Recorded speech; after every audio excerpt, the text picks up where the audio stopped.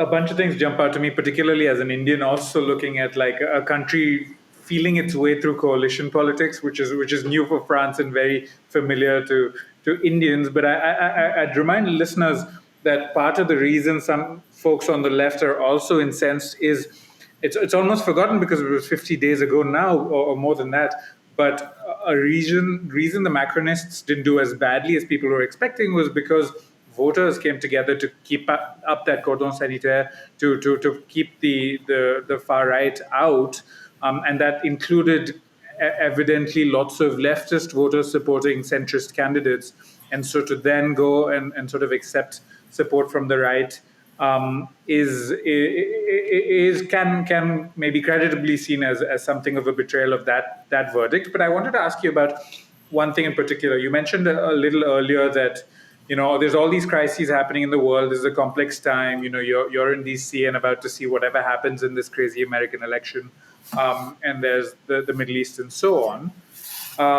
There was the sense, and we spoke about this last week for Germany also, that we're in a bit of limbo with the big European nations. We have this big report out this week from Mario Draghi.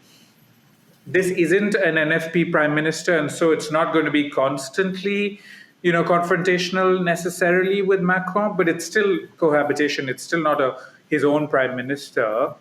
What are you expecting outside of the speculation of whether there'll be another election, whether Macron himself will resign, and so on? Suppose Barnier can keep this government going. What do we still expect for France? I think Macron will remain very focused on European and foreign affairs. He's like that, like most French presidents, every time they're confronted to a really tough domestic political situation, and they all have, they tend to turn to foreign affairs, where in France, you don't need the parliament to, vote laws or military interventions or have any kind of oversight, really. I mean, that's true when the president has a majority. I guess we'll see how it is now. But Barnier is someone who knows European and foreign affairs. He's had actually quite a lot of foreign affairs experience compared to his predecessors. And he's known by European partners. I think that's a big difference. There's still a question now, you're right, of who represents France at the European Council. When we thought earlier this summer that Jordan Bardella, the leader, one of the leaders of the far right, Rassemblement National, would be prime minister, we really saw that on European strategic autonomy, European sovereignty, the relationship to Russia and China, Bardella and Macron were really at odds. So we would have found ourselves in a situation where we would have had basically these two heads of the French state going in totally opposite directions from one month to another. With Barnier, I don't think it will be so radical. Their views are not diametrically opposed, but they are sensibly different. And particularly when it comes to borders and immigration, I think Barnier has a much more radical right view than Macron on this. And these are key issues for European policies right now. We're seeing that in Germany, basically Schengen is going to be cut off in all of the 9 borders that Germany has without prior consultations with European partners. They're just going to go ahead with it. I think there's the stress coming out of immigration flows is a key issue in Germany. It's a key issue in France too. It's a key issue in Italy. So we're seeing decisions made by European partners that go in a direction, I think, closer to that of Barnier than that of Macron. And I'm fairly certain that Barnier will want to have a stake in European affairs too. I think he'll be quite busy, honestly, with the domestic political situation, but they might find themselves a bit at odds. I would not be surprised that Macron claims foreign policy as basically his domaine réservé, his reserved area, and he'll try to do that as much as possible. But he will need the parliament sometimes, and if his prime minister contradicts him, that puts him in a very difficult position. There are many questions coming from our European partners right now of how strong Macron is. And, when he came in 7 years ago, he spoke of European sovereignty, strategic autonomy. These ideas were extremely controversial at the time. I feel like they're much less controversial now. And somehow, because of this political situation that he's created, he's undermined his position there too. And this is not just a French situation. I mean, Germany is really stuck in internal issues right now. So we're seeing a push, it's true, coming from Central and Eastern European countries who want to have a much greater stake in foreign and security decision-making inside Europe.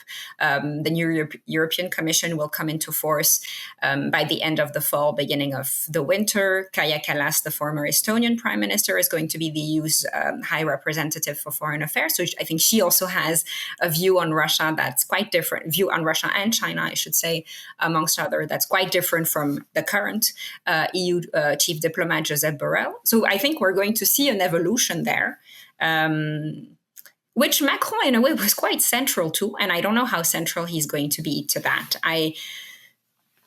I don't see him giving up this foreign affairs, kind of pillar. I think that's really important to him. He's also thinking about his future, what he's going to do.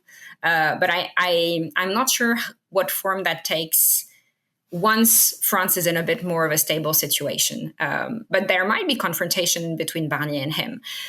I should say this has happened in the past. Lionel Jospin, socialist prime minister, Jacques Chirac, right-wing president, they would go alternatively to Brussels, to the European Affairs Council. But there was a lot of coordination between their offices. They disagreed domestically on a lot, on almost everything. But there was a sense that in terms of protecting the interests of the French state, there was some coordination. So it happened actually on Israel that they had a disagreement, which was then settled by their respective offices, but there was a lot of coordination. I would expect in the beginning for a similar coordination to happen between Barnier and Macron's office. And there might be issues on which they disagree. Then we'll see. I would say the immigration issue, the implementation of the Asylum and Migration Pact that is supposed to be implemented by all European states by 2026. I think that's going to be a big issue. Barnier has called for upending, in a way, European borders now. So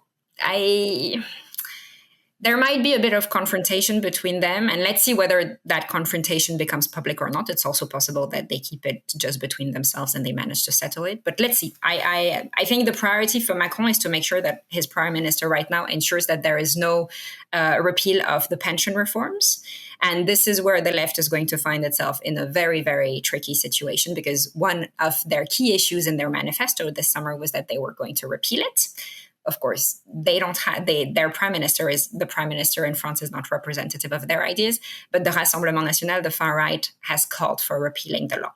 And so the left finds itself in a conundrum now where they have to decide whether they vote with the far right or not, something that they've avoided to do until now. But this is a key issue for them. So do they vote with the far right or not, I think is going to be something that we'll see, something that that Macron's people are also looking at very, very closely. And we're going to be in a situation where the far right, which was really the pariah, a political force with which no one wanted to work for the past 70 years, has become absolutely central. They've been very discreet and quiet this summer, letting basically all the others fight their fights out. I think they have a plan on. They're looking at the presidency. They want to govern the country. So I am personally worried about how all of this will play out. And this is what we're looking at very closely right now.